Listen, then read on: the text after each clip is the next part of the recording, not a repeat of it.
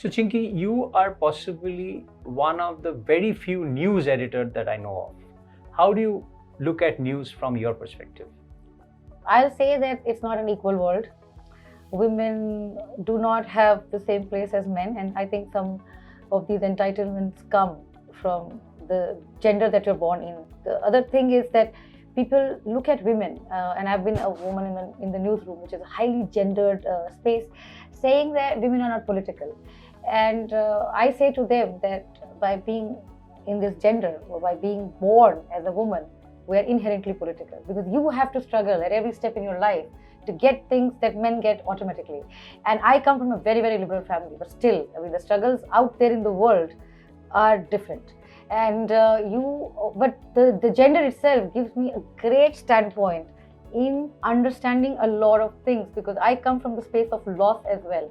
And loss is a very interesting lens to look at things. So, for example, we have looked at caste, for instance, and I wrote in one of the introductions that I'm able to understand caste or indigenous tribal rights or these kinds of other communities that are fighting for their rights and equality and all of those things, only because I have the advantage and the privilege of being a woman, and that gives me that whole thing to kind of look and sympathize, empathize, and also understand. And I'm saying empathize in a very different way. I'm very well aware of the politics of empathy, but to understand, and that's why we focus a lot on understanding things.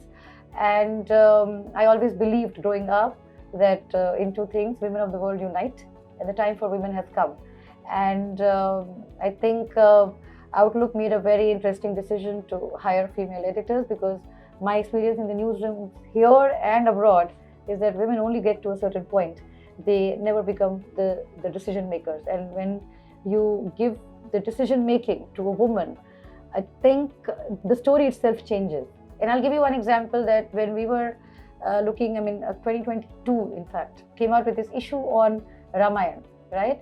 I remember there was who in this country will take the name of Ram in vain? And we have decided to do many things.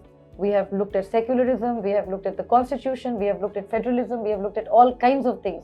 But Ramayana, that one issue remains one of my favorites. It's one of my favorites too. Exactly, yeah. Because we decoded Ram, because Ram is mythological figure, he's not a historical figure. And from that point onwards, things shift. And this year we took the women of Ramayana. Even if mythology is actually deciding the political course in this country, let us understand who Ram is firstly, right? And growing up in Bihar, we never thought that lens, that the major North Indian lens did not apply to us, and in South India it did not apply. So it is also public service journalism. We want, and that's where Rethink Understand comes in. We are giving you all this, whatever examples we can gather, to understand Ram, rather than taking a popular TV series that was offered to us as the only reductive version of Ram. And that's where our journalism matters, because women look at the whole and not in parts.